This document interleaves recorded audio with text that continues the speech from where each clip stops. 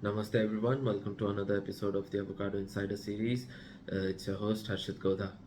In this episode, we continue our discussion with Giovanni Cavaletto of the Californian avocado industry. We discuss how the market preferences have evolved over time in the United States. You guessed it right, the dominant variety is Haas. Haas is the most preferred variety over there.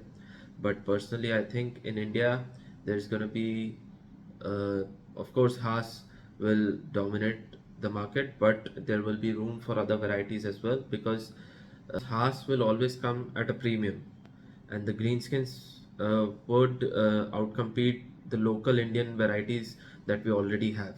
The commercial greenskin varieties, such as Pinkerton, Ettinger, and Reed, these ones I think would outcompete the local Indian West Indian race avocado fruit that you get from South India.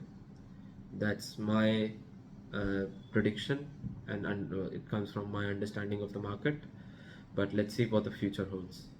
But looking at what has happened in America, we can learn from them and understand how the market might evolve over time in the next 10-15 years in India. How have the market preferences evolved over time? Was it always just Haas that was being promoted, or were there varieties that were also in demand, like other varieties? Yeah, absolutely not. So you know, my dad grew up on the farm. They had uh, probably over a dozen different commercial varieties. So you had Hass, MacArthur, Bacon, Fuertes. There was a Guatemalan variety called the Nabal. Reed came along at one point. You had Zutanos, which was a very, very early variety to help kick off the season. And that was done for a lot of reasons. One was that there wasn't an industry standard before the 1980s. Fuerte was probably as close as we had to what Hass became. Fuerte was the principal variety before Hass, but as such, never really was more than probably 20 or 25% of the total production in California, even at its peak in the 1960s. When I started my career at the Packer, we were in the late 90s.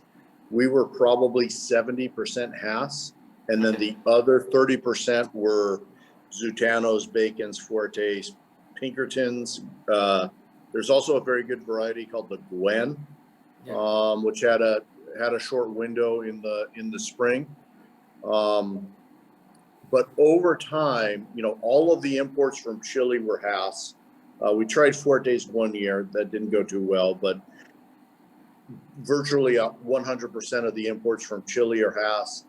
Mexico is 100% Hass. Peru and Colombia, like Mexico, it's only Hass are allowed into the country according to the phytosanitary agreement. So that really, starting in the early 2000s, it really started becoming a Hass only industry. And in from 2010 on, it really more solidly is. There's a couple of other varieties that have had some periods of interest. The Lamb Hass in the early and mid 2000s, and more recently the Gem Avocado, which is a kind of an up and comer in California due to its production characteristics. But both of those are what we term Hass-like. So they're large. There's a little bit of a pebbly component to the skin, like the Hass, and they both turn black. So as such, they're Hass-like. The market in the U.S. today has a very, very strong preference for a black avocado versus a green avocado, at least, outside of your the market on the East Coast, which still is pretty strong for your Florida, West Indian avocados. Right. I hope you found the video interesting and insightful. I'm producing regular content these days, so please subscribe to my channel and hit the notification bell. That's it for this video. Thank you for watching. Bye.